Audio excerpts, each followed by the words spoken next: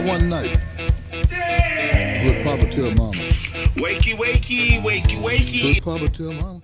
It's the morning show with Coy Paullett. Wake up, wake up. Hey, I'm Paulette. I'm Coy, And this is Coy and Paulette in the morning. live in Oklahoma. Living in Oklahoma. Today, take 14. Yeah. Just kidding. How's your week been, Coy? Not too bad at all. I got a listing coming up. Hopefully we'll be live on that this evening in Tulsa. Nice little 4-bedroom house in the Union School District. It's about all I can say right now because we're not live, but that will be, I'll have more information on it next week. And like I said, hopefully be live this afternoon. And got an open house coming up this weekend also. I'm doing an open house for Ashley Daily Properties. It is at 2017 North Quaker Avenue in Tulsa. And I'll be there Sunday 2 to 4. Very nice. Very nice. So yeah. What about yourself? Hey, it has been a busy week. From home inspections to writing contracts to helping clients here, near, over there, to my family life, with kids and schooling and all of their needs. It's been very busy. And then we got the Coy and Paullett show where we go on the road to travel around and see Oklahoma and explore it. And this week, keeping to the theme of local surrounding Barnesville area, we decided to go investigate on our own the Mullendore murders. Yes. Got our own little private investigator magnifying glasses out and went. Did some digging. We did. You want to tell them what to expect? It's going to be pretty cool. So here's the thing. There's the mainline story. And then there's about 50 different other possibilities that could have caused this mainline story. So we're going to get into a little bit of all of it. We're going to touch on a little bit of everything, just all the stuff that we came across. There's just so many different theories of what could have happened. We pretty much think we know, well, I say we, the courts and everything think they pretty much know what happened, but no one was ever charged with this. And it's still considered an unsolved mystery or an unsolved case. I think that's crazy. Yeah. So. So there's information about Chubb. Chubb had left town. Chubb Anderson had come back to town, thought that we were going to get answers. Yeah. There have been books written. Legends are made of this story. We're about to share it. One of the things I'll talk about, and you won't hear it in the video, but Coy and I went out there and we were in front of the ranch. And as we pulled up, I'm just not joking about this at all, we started hearing the siren. And as you're sitting there, we're sitting there and we're trying to figure out which way the siren's coming from. And they're all kind of blind spots except for the Mullendore Road. Really, Right. That was the clearest view we had. Right. And that's where it sounded like it was coming from. It sounded like it was getting closer. And we never saw any emergency vehicle ever. We sit there for a good 5 minutes as it sounded like it was getting closer, gradually, just waiting for it to go by. And then it started sounding like it was going further away down the same road. So I'm like, is that true? So needless to say, and then we do start shooting videos. And I mean, no sooner than we started rolling, there comes a vehicle coming driving. It's not an emergency vehicle, but a truck comes down their road. Yep. And it just felt like we needed to go. Yeah. But the whole siren thing, I'm still tripped out about this phantom siren that we heard. Yeah, it was crazy. Coming towards us and then going back towards Mullendore. Yeah. Yeah. It does that. Has anyone ever experienced hearing sirens out there? Because that'd be interesting to find out, because that was spooked me. It was crazy because, it was getting closer and getting closer and getting closer, and then in the middle of daylight, in the morning. I mean, it wasn't even 9 o'clock yet. It was about 8:30. about 8:30, 8:45. 8:45. So yeah, just strange. So while we were out there, we also went and decided to take some photos and see if we could catch some orbs over at the Labadee Cemetery. And then we went and Wait, that's what we were doing? No, just well, that's what I was doing. Coy. That made me think of that footage. Okay, you guys, you know how your camera has the feature when you can take a live photo, right? And yeah, I know you know this story, but I have to share with you guys because this was my whole thought set when we were out there taking photos at Labadee and Mullendore, where I had this listing. It was a very old house in Dewey, and I took several photos in there. And it was vacant. I'm trying to remember exactly what the terms were of it, but anyway, it wasn't exactly 100% vacant, but it needed to be sold. And that's irrelevant. I'm taking photos of this house, and I'm taking them in live photos, live capturing. And I leave, and my phone automatically connects to my Bluetooth in my vehicle, and so my speaker's on. And so I shouldn't even admit this out loud, but as I'm driving, I'm looking at these photos. And so as the live footage goes by, I can hear, me walking or whatever for the couple of seconds after the exposed film. And that's when I hear a voice in one of them. Remember that? Yeah, I remember. I'm pretty Still certain gives me goosebumps. I captured a ghost saying occupied. And that's how it's occupied. It was like, weird. oh, golly. A couple of the photos before and after, there's this flickering in the lights that I didn't see in the naked eye ever while I was there. I did get a weird feeling. And so like one of the last pictures where it says occupied, about that time, I was like, okay, I'm done taking pictures. And it is strange because at the time, I just was ready to get out of this house and be gone. And then little unbeknownst to me, that photo captures what sounds like someone kind of like a man's voice whispering, creepiest stuff ever. And I wouldn't have ever captured it. Would have even known it. Yeah. I did not touch my speaker in my vehicle. And I just happened to be, I don't know. So with that said, we went to the Labadee house. And I took pictures of the cemeteries to see if I could capture something. Yeah. Did you get anything? I have not played them back yet. I have to admit, after capturing that from that house that I had listed, which by the way did not sell, the listing ended up expiring. And I think the guy still owns it. Yeah. And if he did sell it, it was for quite a bit lower than. And there was nothing ever to report, like no heinous crimes were committed there. But I don't know. Yeah. I don't know. Well, the reason I asked is because whenever we were there because the headstones and stuff for the Labadee family is just right off the road, like right there at the road. And so we would get out and we were filming a little bit, and my camera did, like, whenever I went to the one side, my camera did, like, fuzz out on me, which was really weird. I never had to do that before. But I think it was just because the way the sun was.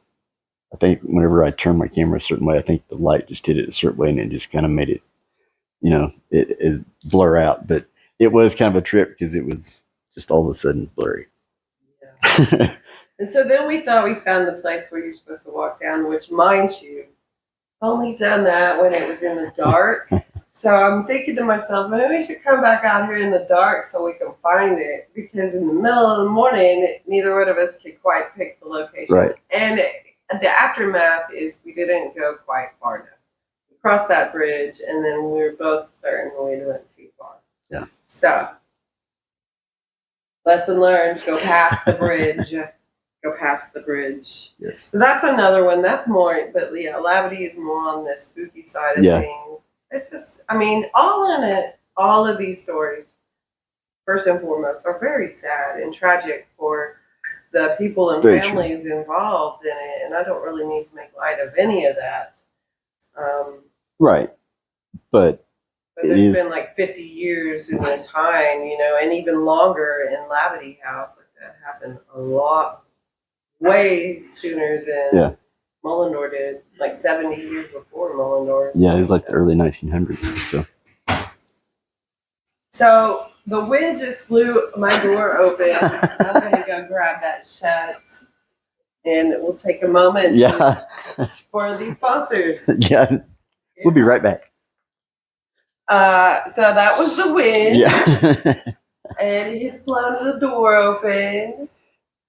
and we're just gonna say it's coincidental because we were talking about some weird stuff at the time. So, Do we continue on? Yes. well, yeah, of course.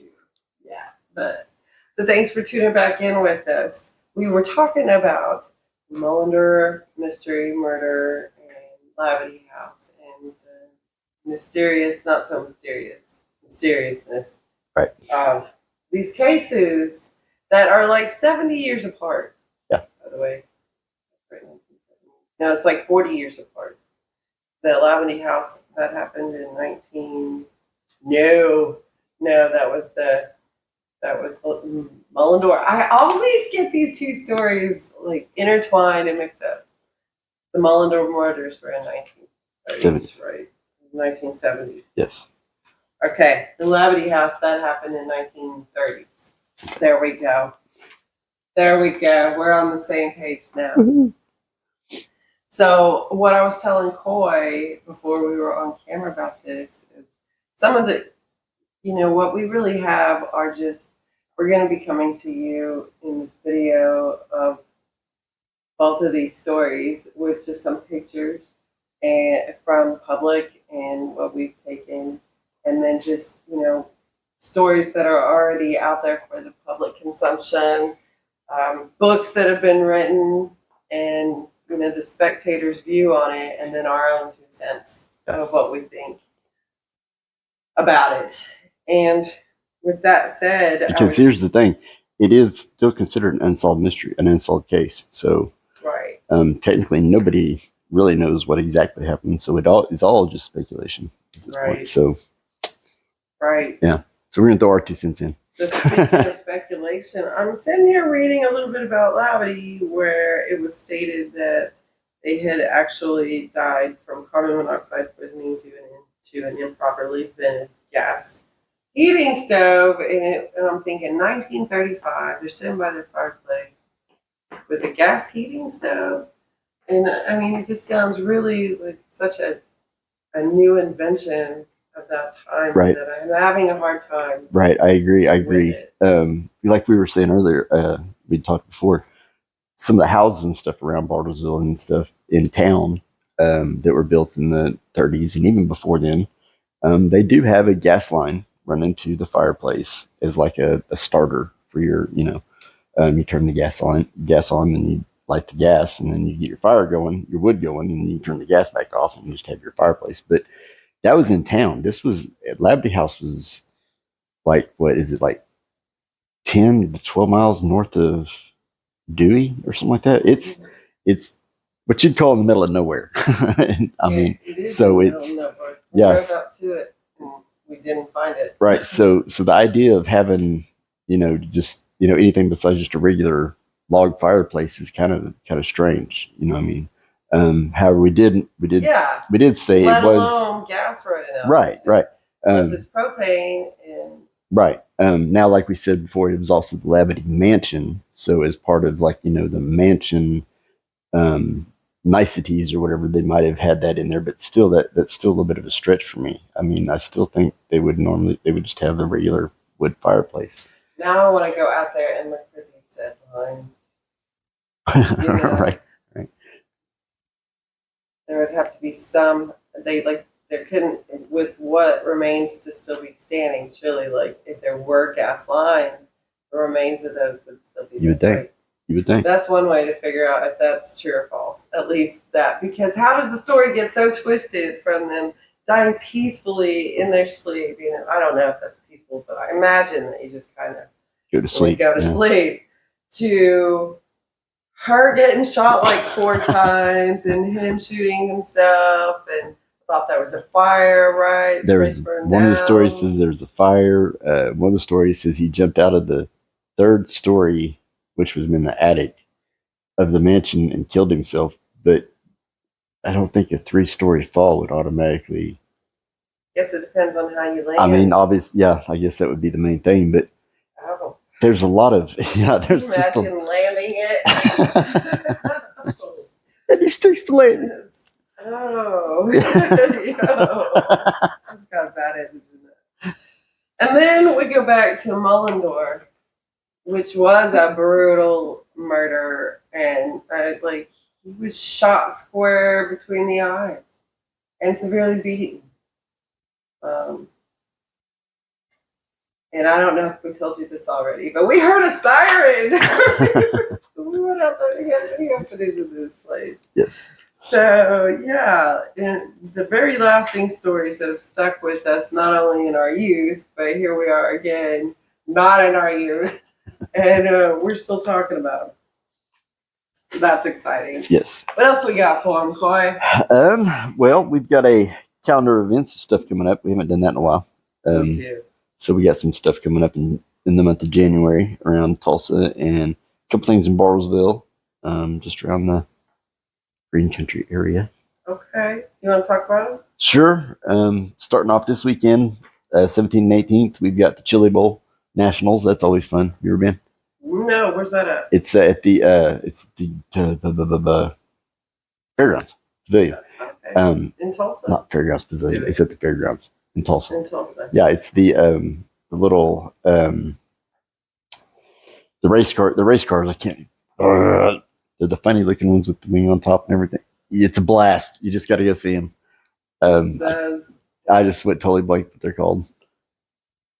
Yep. So it's a certain type of a race car. Is Yes. it like a soapbox race car? No, it's not a soapbox race car. Good grief. Help me out here, people. The Chili Bowl Nationals, I can't believe you've never heard of it. It's like I think I have, but I would probably know.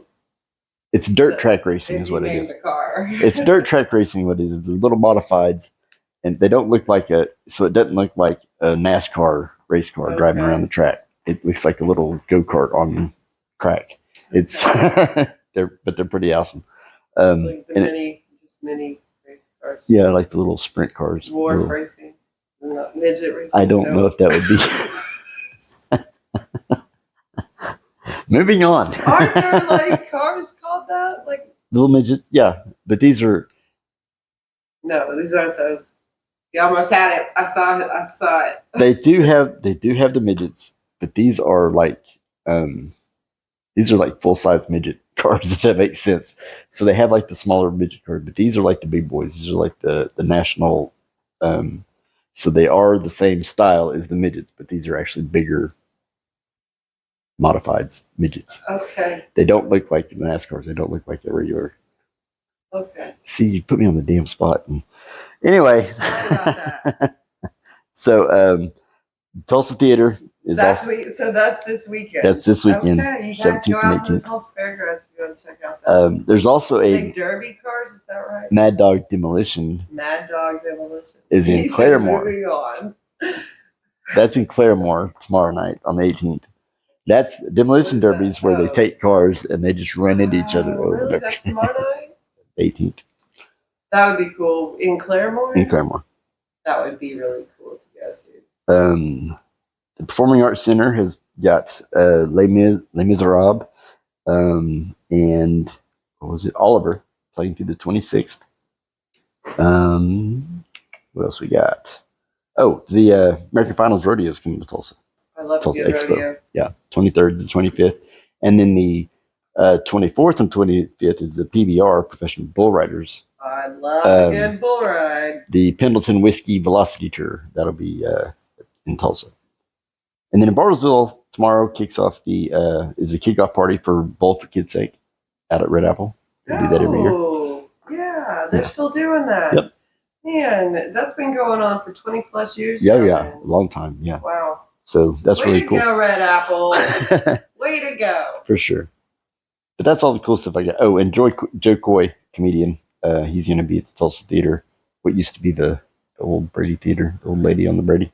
Speaking of comedians, CJ and I and some of our friends went to see Bobcat Goldthwait. Oh, yeah? Last night, and he's still got it, man. He's funny. He's hilarious. Very cool.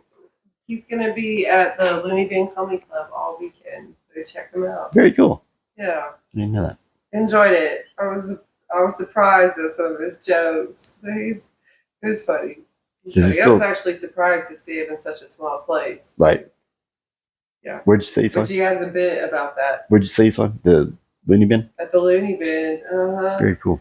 Pretty, it's a pretty neat little place. And for ladies, on Thursday nights, it's ladies' night there, so you get your tickets half price unless it's a special event, which I think he classified as a special event last night. But yeah. Very cool. So it was a good time. And I have to circle back to this. I used to rodeo, so if what I said sounded out of context or inappropriate, like some of my favorite events at rodeos are bull riding, because bulls are so unpredictable. You never know what they're going to do. And in some of the most the unexpected moments, a bull can get out of control and everything can get out of hand really fast. And then, you don't ever want anything bad to happen to the rider. But seeing a bull jump over the fence and up into the bleachers is like, you have to witness it. You know what I mean? The bull run in the rodeo stands is one of the most greatest, exhilarating moments ever. I'll take your word for it on that one. But yeah, so that's what I meant by that. And anyway, is there anything happening in Bartlesville that we skimmed over or hasn't been mentioned? We kind of got just the tail end of it. So I think last weekend was Pretty Woman, the Barzell, is it at the community center, okay. Barzell Theater, yes. They did Pretty Woman. They've got another one coming up, but it's not till February. Don't remember when it was. Okay. They've got another off-Broadway show coming. But right now, the Barzell Symphony Orchestra is doing Winter Winds. I'm not exactly sure what all that entails. But that'll be at the community center, 7:30 on the 18th. Very nice. Thank you, Coy, for the updates on the current events. Yes. And now, before we take a sponsor break, which we want to just plug up for a moment, Carol Twist has been really awesome about coming and giving us some footage that we can fit in, yes. In little short caps of just a little bit of advice to consumers, for buyers or sellers potentially. This advice can be adhered across the board, because if you're selling, that means you probably won't be buying soon. Very true. And I just love when, it's just such a, her hints and tips, and they're just so obvious, but that you don't think about. Right. Until it's too late sometimes, because you're like, well, my credit score is good, and I guess I'm giving away what Carol's tip today. So we'll wait till after she gives her tip, and then we can talk about that a little more. Do you want to just jump into that? Sure. Okay. Good morning. Good morning. Today's mortgage tip. If you are thinking about buying a home, do not change your job. Do not quit your job, either before, during the process of loan application. After we close, 30 days later, if you decide you need to make a move, you can decide that. But during the process, before the process, don't quit your job. Don't change your job. Have a great day. And remember, insist on twist. All right. That's Carol Twist and Lender Lookout today. She's awesome.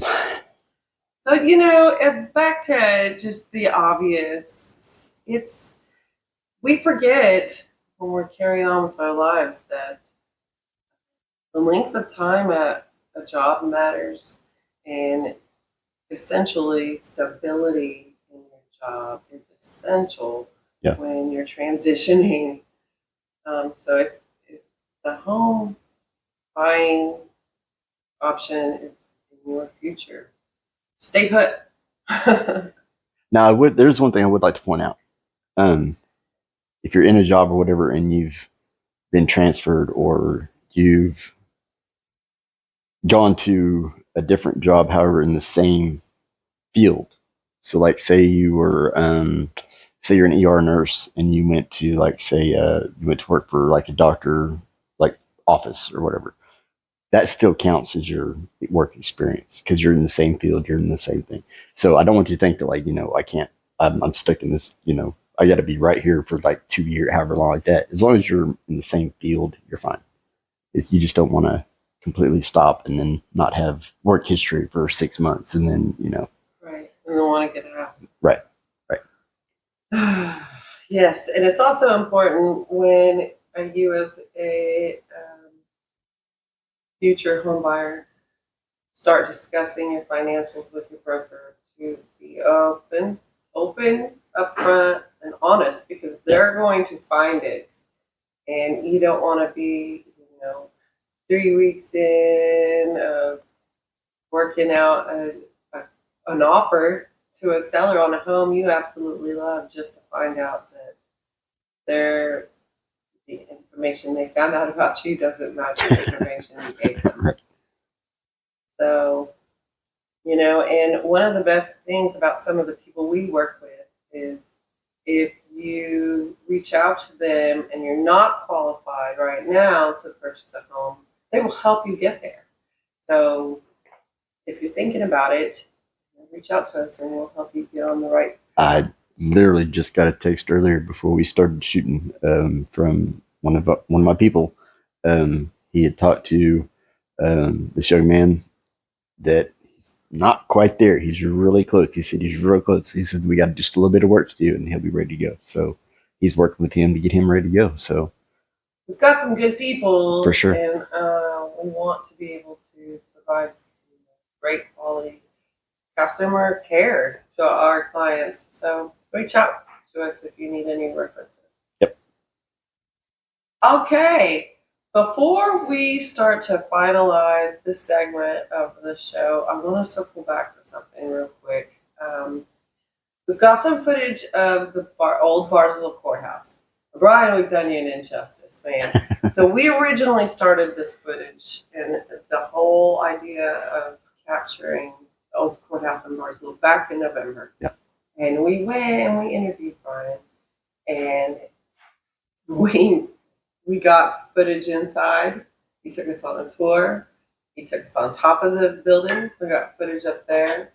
And then in the process of interviewing him, we find out that he had just been interviewed by V Monthly magazine and was being featured. In fact, they just rolled out the magazine for November featuring him, and he's our December, he's our December story. Right. So then Coy and I kind of realized that a lot of the stories that we would be doing in Bartlesville would end up being something that's been featured in V Monthly magazine. So why not go talk to them? Right. Okay.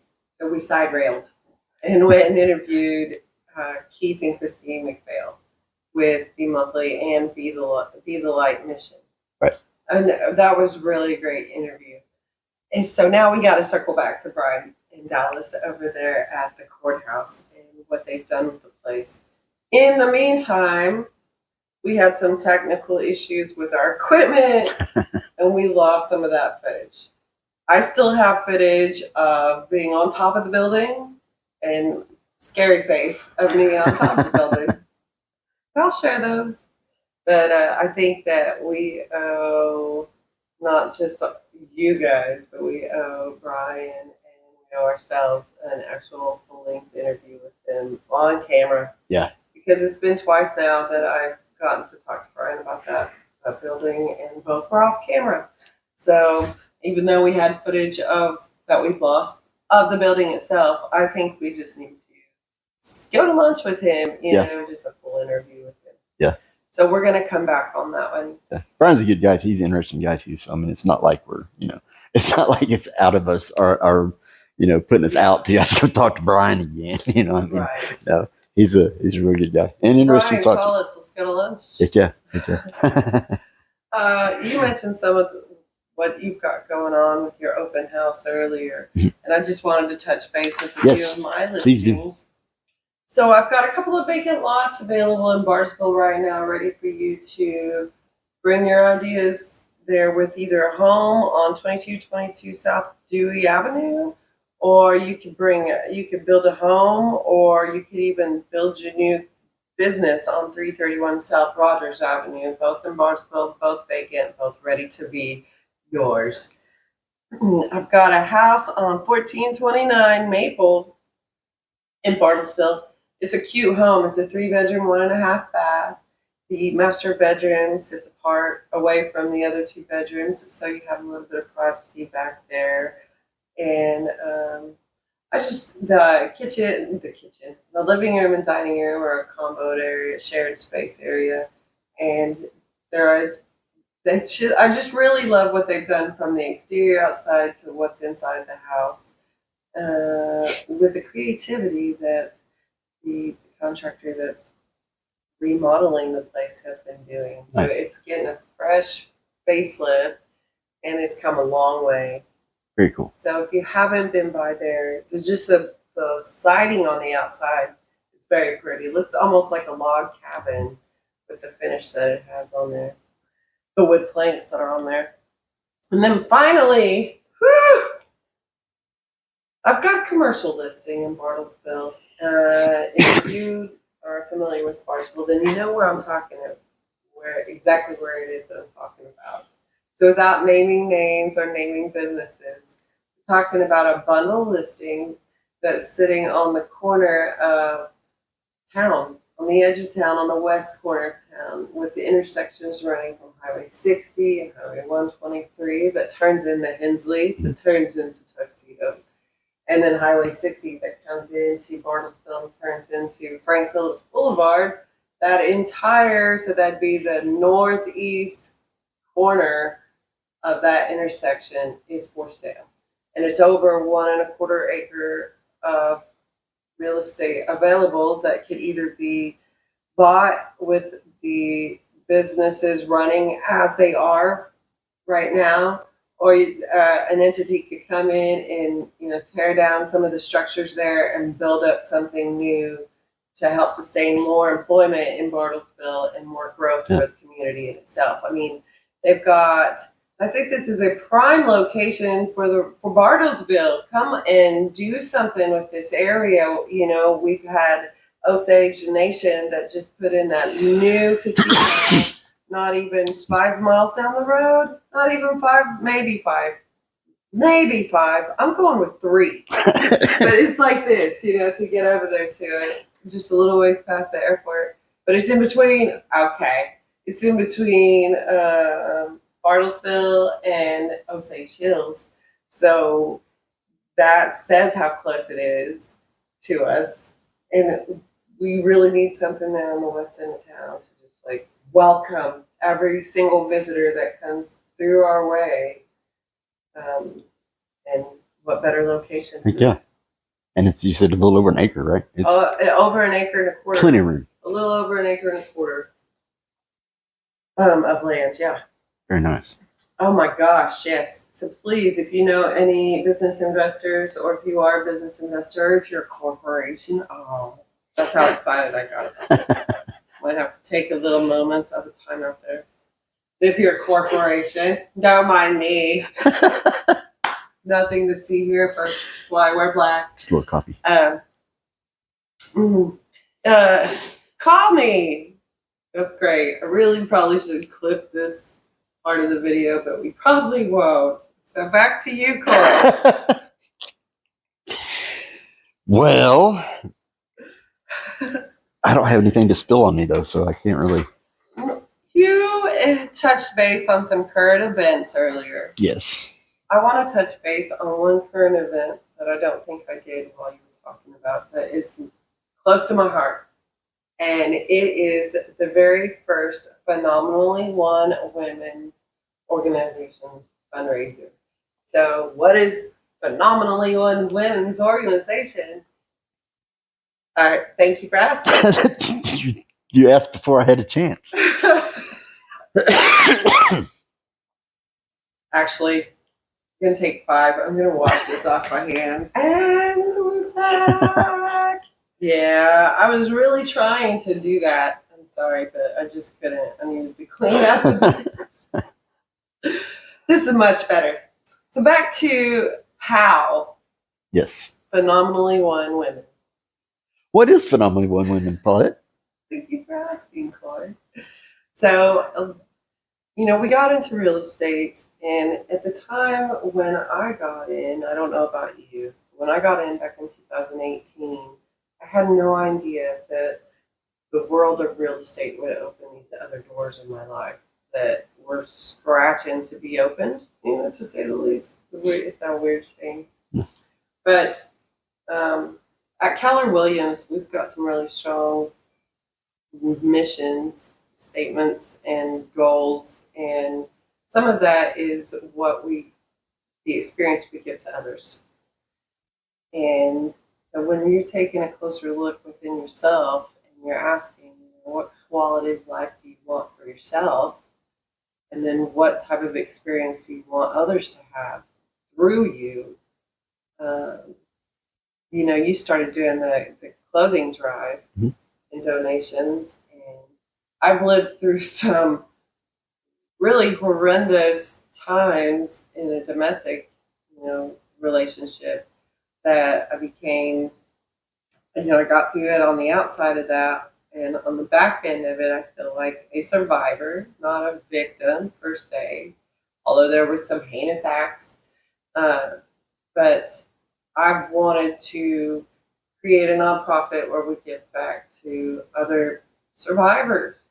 And I felt like it needed to start somewhere. So, quick story short, last year, November of 2023, really 2 years ago, because it's 25 now, but not really. It's just January. Anyway, November 2023, we had our first Women's Empowerment Support Group meeting. And we've successfully made it a whole year of meetings. So now the meetings were every month, but it was like every other month. So like 6 or 7 meetings. And coming in February, it's our very first fundraiser that our group is having. And the fundraising, we're doing this for a few members of the group that have been hit on hard times through the weather and through health. And I'm just excited to be getting so much further towards that nonprofit structure. And then these are some of the first steps. So with that, it's the first fundraiser for Phenomenally Won Women, POW, February 2nd at what's called Bar in Tulsa, aka Badass Renee's. We're going to check it out. So we're having our women's meeting at 1:00 that day there, where we're going to be having line dance lessons. So join us at 1 for line dance lessons. And then that's going to open the floor to karaoke, to live music. We're going to have a taco bar. There's going to be a silent auction. And that's going to take up the whole entire day. You had me at taco bar. Okay. So come throw down. We've already got recipients that we want to help out that have hit on hard times. And then going forward, so it was real interesting. We've got a women's chat group going on. And ladies, if you're out there and would like to be a part of this, we'd love to have you. It's all about offering us support in a safe environment. And sorry, Coy. No, you're fine. But, I'll put the information up at the end of the video. So please do. And if you're a band out there and would like to play at the fundraiser, please reach out to us. If you're a vendor that would like to sponsor the fundraiser, reach out to me also to reach out to us. And love to have you out there as a representative for Coy Paullett when we can feature the fundraiser. And I hope it's great, because the goal is to, like, I've read up on different organizations that have funding and grants. Technically, you're supposed to fill out an application and then process the application for approval before any kind of grant's given. So while we don't have the nonprofit number yet, taxes wise, because this is starting of it, we're not taking applications. So, however, we are throwing a fundraiser to raise money to help people. So come join us. Launch our first ever benefit bash. Yeah. That's one thing. We keep talking nonprofit stuff. There's a lot of rules with the nonprofit. But we're going to find a way to do the stuff we want to do without. We'll get it done. Like this. This is just a really awesome thing. In fact, and if you are, yes, if you're an attorney that handles nonprofit organizations, I am looking for someone to help me file for 501c3. So please call me. Thank you. Very cool. Very cool. We've got the mission statement. We've got a board. We've had a year's worth of meetings. I mean, we are rearing together. The ladies are excited. Our event coordinator Renee is working on locking down the different tasks for the day, and it's going to be great. So just come join us for all of that. And then we'll leave you with the closing thoughts, Coy. Stay warm. It's getting ready to get cold. It sure is. You want to know how cold it's Yeah, getting? well, probably not, but yes, I do. Put my chalk down before I spill it. Yeah, we don't want to spill it, get all excited. It says right now that it's like 58 degrees outside right now. Yes. And then tonight it is going to get down to 28 degrees. So it's going to drop below freezing again tonight. There's a chance that we might have snow tomorrow. It's only a 7% chance, but there's a chance. But it's going to get down to 15 degrees tomorrow night. That's ridiculous. And then it's only going to be up to 34 degrees tomorrow. So it'll just get 34 degrees. That's freezing, right? Or is it 32? 32 is freezing. So just barely before freezing.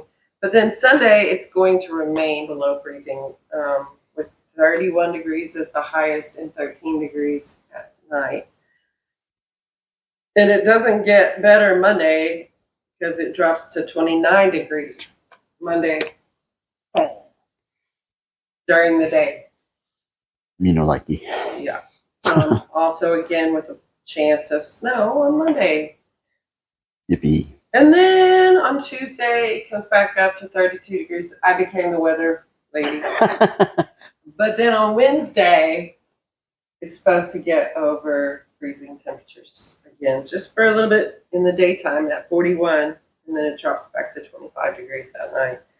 And then we'll see what happens from there. You can't trust Oklahoma weather. No, not that far out. You can't trust. I love you guys at the weather station and the weather channel and all of the radar services, but I'd like to believe that you believe what you're telling us is accurate. But the fact is, we know it. We can't rely on what Oklahoma's going to do. We're in the middle of all of these different personalities surrounding the border, of the United States of America. So, and when those winds start shifting, you never know if it's going to be like what to experience. And with the changes, we've had earthquakes here that I've never felt in all of my years growing up until I was an adult. And then all of a sudden, boom, I'm feeling earthquakes. Well, there's a whole other theory to that too, though. So that's what I'm saying. But yes. My son told me the other day that the earth is being stretched into like an oval shape because of the poles, the two opposite poles are pulling apart.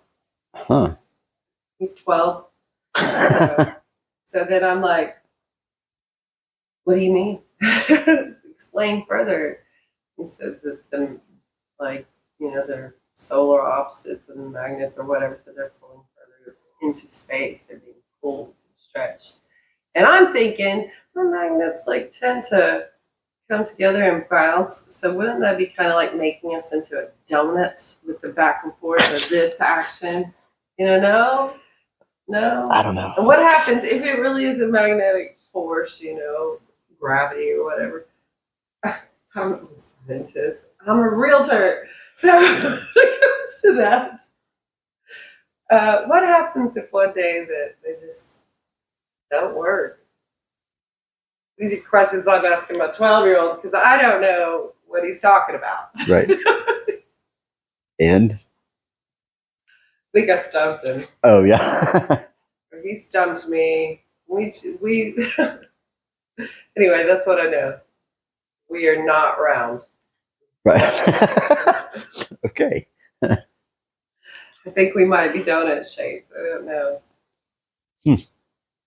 Something to ponder. That's an odd one. I mean, everybody's got their own ideas, whether we're flat, square, diamond, oval. Flat one was always a hard one for me to even. I never understood how that was supposed to work. So, like, you just get, like, I've never heard of anybody talking about the big flip. You know what I mean? Like, you get to the end of and then, you know what I mean? Yeah. So that one was always a hard one for me to grasp the whole. Yeah, but what if it wasn't a flip? What if your perception of a flip is more like a record? And instead of being something on the bottom side, like you come around Ooh. and then you come around. Ooh, that's a good. I never thought of that. And so, like, the whole Earth is kind of like a record. Interesting. Towards the center. Great. I'm a flat earther.